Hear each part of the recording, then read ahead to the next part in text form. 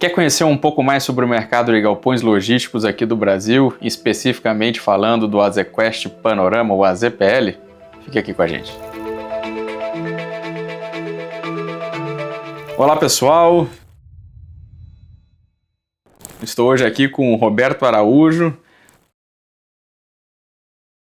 sócio da Azequest Panorama, responsável aí pelo nosso fundo de galpões logísticos. Seja muito bem-vindo aí, Roberto. Obrigado, já. Imagina. E hoje a gente vai bater um papo sobre esse setor que é bem relevante aqui, né, na nossa indústria, um setor que tem ganhado cada vez mais destaque.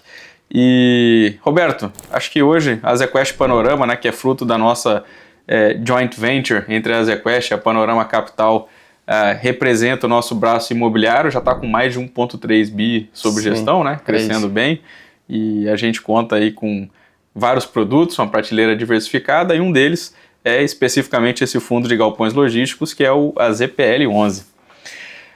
Roberto, conta pra gente um pouco da sua experiência, da experiência da Panorama, né? Como que você acabou vindo atuar nessa parte aqui de galpões logísticos especificamente. Conta um pouco pra gente aí da sua história.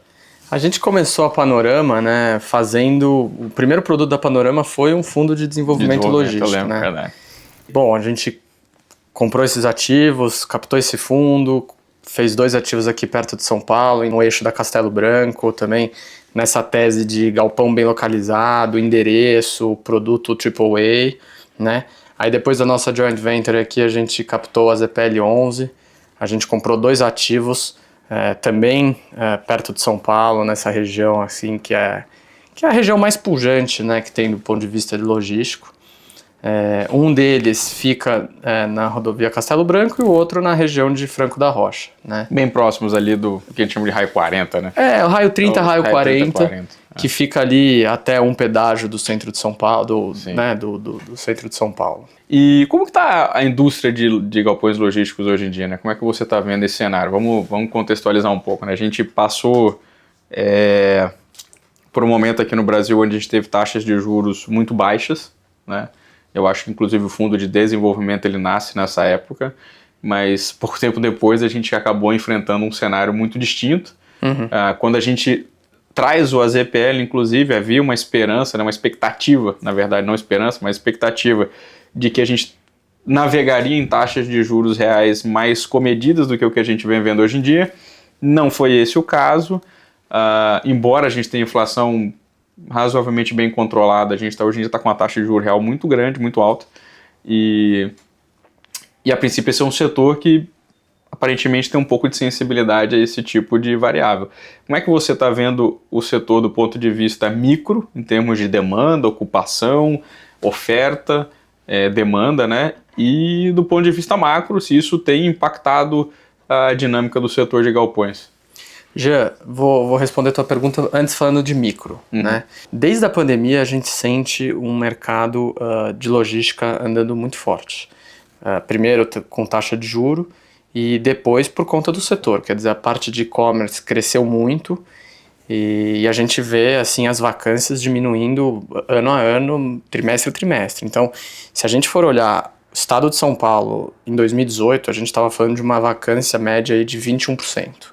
Hoje, a vacância do estado de São Paulo no último TRI está 9%, 9,8%, alguma coisa assim. Vacâncias abaixo de 15%, mais precisamente abaixo de 10%, é uma vacância muito boa para quem tem ativo. É uma vacância... Ela é pró-proprietária. Ela é pró-proprietária. Né?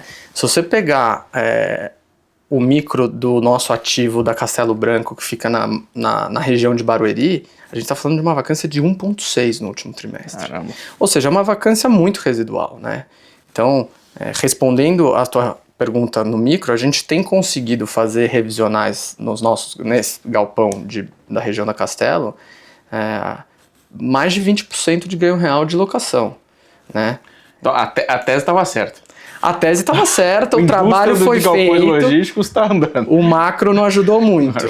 Mas você vê, a hora que o macro tiver um ambiente de juros mais baixo, esse é o tipo de ativo que vai subir muito de preço, né? Porque com os juros mais altos, você também tem os developers produzindo menos galpão. Então você tem uma demanda de inquilino que não parou, apesar do juro alto. Você tem os developers construindo menos do que projetos de 2021, 20, 21, 22. Então, a hora que os juros caem, o preço sobe. O preço de locação continua subindo e o preço do ativo também sobe por conta do macro, né? Perfeito. Então, a gente teria um trigger aí de talvez grandes correções de preço no que diz respeito a mercado, tela, né? Eu estou falando literalmente de tela, porque na negociação aqui do tijolo, eu acho que é muito difícil a gente ver um proprietário aceitando cap rates exorbitantes que conversem com quanto o governo está pagando de juros. Não. Então, se o governo está pagando 15, é problema dele. Ninguém vende tijolo a um cap ridiculamente alto. Então, eu acho que uma vez que esse juro, né, passe a convergir para um patamar mais saudável, a gente deveria ver grandes triggers de correção de preço. Sim. E aí eu pergunto assim, mas isso é meio que espalhado assim, ou tem regiões, perfis de ativos ou coisas que não necessariamente estão aproveitando todo esse embalo aqui microeconômico por conta do e-commerce? Do modo geral, os preços, do modo geral, o mercado está absorvendo o galpão logístico. Está absorvendo. Especificamente, assim, não é só e-commerce, tá? A gente tem hoje, no nosso portfólio, principalmente e-commerce, mas a gente tem indústria também. Então a gente fez uma alocação para uma empresa de plástico. Então o e-commerce é o que dá o drive principal, mas existe outros mercados. A gente alugou para empresa de alimentação, a gente alugou para empresa de indústria automobilística, que apesar de estar sofrendo, a gente alugou para uma empresa de bateria de ônibus. Então, assim, tem outros players também absorvendo o galpão. O e-commerce ele meio que seta um pouco do pace, mas todo mundo é meio que obrigado a caminhar junto, né? É isso. Legal. E do portfólio do AZPL, você comentou, né? A gente tem esses dois ativos. Como é que está o fundo hoje? E como que a gente está pensando aí em trabalhar esses ativos? Acho que é mais do que notório, né, o bom trabalho que tem sido feito no sentido de conseguir boas revisionais, a gestão ativa de cuidar bem dos imóveis e extrair deles o melhor possível. A gente tem feito muito bem, mas como a gente comentou no começo, o cenário ficou duro, o juro abriu muito, a reação, né, principalmente no que diz respeito ao preço da tela, muito por conta da pulverização dessa base serem pessoas físicas, não foi das melhores, e aí acho que a gente teve que fazer alguns ajustes de rota. Como é que você está vendo o nosso portfólio e como que você enxerga as medidas daqui para frente? Assim, a gente tem um portfólio, uma parte em tijolo, galpão logístico, e tem uma parte em dívida, né? Falando do tijolo, quer dizer, a gente tem dois ativos, um que eu comentei um pouco sobre, que é na Castelo Branco. A gente tem conseguido revisionais, a gente faz essa gestão ativa, quer dizer, um trabalho muito forte para eu conseguir reduzir custo de condomínio. Então, reduzir custo de condomínio é conseguir repassar isso para aluguel. Então, assim, esse é o nosso trabalho. Quer dizer, quando a gente comprou esse ativo, a gente falou isso no Roadshow. Eu comprei esse ativo com um condomínio a R$7, hoje ele está há 2 anos sem inflação a 4,77. Uau. A gente conversa com os inquilinos, a gente está lá, quando a gente comprou esse ativo, ele falou assim, o antigo proprietário nem falava comigo. Então, assim, esse dia a dia perto do cliente é o que faz com que o cara sinta a vontade de ficar e falar, vale a pena eu realmente tomar um pouquinho mais de locação aqui. Falando de Franco da Rocha, a gente tem o ativo alugado para 2 inquilinos e que a gente vislumbra uma melhoria de preço no próximo ano e em 2027. Eles estão alugados por volta de R$23 o metro e a gente sabe que ali na região, no bairro, tem produto muito semelhante sendo alugado a 30, 32. É um gap grande. Então é um gap grande, é um galpão AAA, então a gente acha que tem uma apreciação boa de valor de locação para pegar. E aí a gente vai estar no momento certo para reciclar ativo, para conseguir lucro. Né? Então a gente considera vender os ativos. Eu acho que o nosso trabalho de gestão a gente sempre tem que considerar. Se respondesse o contrário, eu ia ficar assustado. E eu acho que a gente vai entrar numa janela, quer dizer, Jandira a gente tem conseguido reajustar 20% acima da inflação, eu acho que a gente vai entrar numa janela boa em 26 para vender os ativos. Legal. E com essa parcela que a gente está desalocado, né, que hoje é uma parcela relevante do fundo, onde foi feito toda essa engenharia para ter mais poder de fogo, tem algum perfil específico de ativo que assim que o mercado, né, que o macro der os primeiros sinais, né? A gente aqui na casa deve estar acompanhando todos os posts que a ZQuest faz, que o Walter faz. A gente tem um call construtivo, principalmente a respeito de transição de governo. Quando esses primeiros sinais começarem a se materializar, tem algum tipo de ativo específico, um nicho que você esteja de olho, você queira trabalhar? A gente gosta muito de ativo em regiões, em capitais, né? A não ser que você tenha algum contrato muito bem amarrado. Então a gente está sempre olhando esses ativos, principalmente aqui em São Paulo. A gente fala muito com developer, então a gente tem muitas conversas para entrar em ativos um pouco mais no início da maturação e conseguir pegar um preço de metro quadrado coerente. O fato da boa parte do nosso capital está alocado em CRI faz com que a gente também tenha uma disciplina boa de aquisição, então a gente não vai comprar por comprar, a gente vai comprar algo que seja accretive para o cotista, né? Então, eu acho que tendo a disciplina, tendo o caixa bem alocado, a gente consegue fazer aquisições melhores, né? Mas Maravilha. Aqui perto de São Paulo e regiões mais centrais. Tá. Quais seriam os principais riscos aí que você vê hoje em dia no radar? Eu acho que o risco... Fora na cena do Brasil, né? Fora o Brasil, o risco Brasil, falando mais intrínseco aí do dia a dia. Eu acho que assim, para o nosso portfólio, o mercado ele tem mostrado que está demandando de locação, né? A gente não tem nenhum inquilino em estresse, essa é uma coisa boa, a gente não tem nenhum inquilino do varejo, né? A gente sabe que o varejo sofre muito com essa questão de juro alto, mais sensível. É mais sensível a renda, né? A atividade econômica. A gente não tem nenhum ativo em locais que precisam da parte tributária, e com essa reforma tributária a gente vai ver muito ativo sofrendo.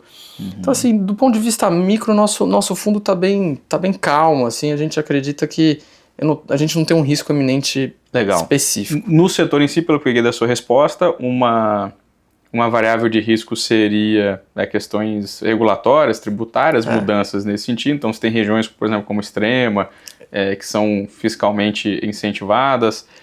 Apesar de estarem indo bem por enquanto. Estão indo bem por enquanto. Exato, indo muito bem. E também teria, obviamente, a atividade econômica que afeta de formas distintas os diferentes setores, né? Então, se a gente tiver uma retração econômica mais forte, alguns setores deveriam sentir mais que outros, mas pelo que eu entendi, a gente está bem posicionado nesse sentido por estar com inquilinos que são mais resilientes aí nessa questão. A gente tem 2 inquilinos muito fortes em Franco da Rocha e a gente tem 3 inquilinos aqui em Jandira.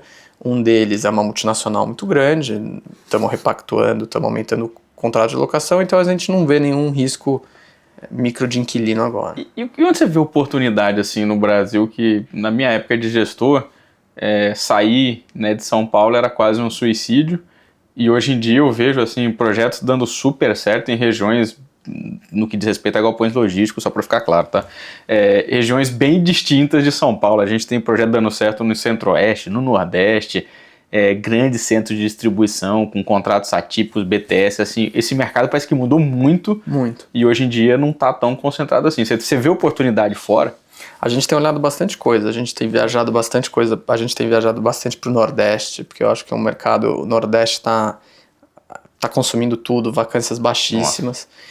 E a gente tem empresas querendo trocar ativos, ativo de tijolo por capital, então a gente tem olhado bastante empresa para fazer sale-leaseback e ativos de qualidade, não aqueles sale-leasebacks que a gente recebe que você fala, não é o que eu quero colocar no meu fundo, né? Então a gente tem olhado bastante Nordeste, um pouco do Centro-Oeste, tem ativos bons sendo formados no Centro-Oeste e São Paulo, obviamente, que é a nossa casa aqui. Legal. Então, se tiver um ventinho a favor aí do cenário macro, e a gente acredita que vai ter, a gente deve ter novidades muito interessantes aí pelo caminho. Muito obrigado. Obrigado a você, já foi um prazer. Foi uma honra estar com você aqui. Por mim, esse bate-papo ia embora, tá? Porque eu gosto do setor e gosto desse tipo de conversa.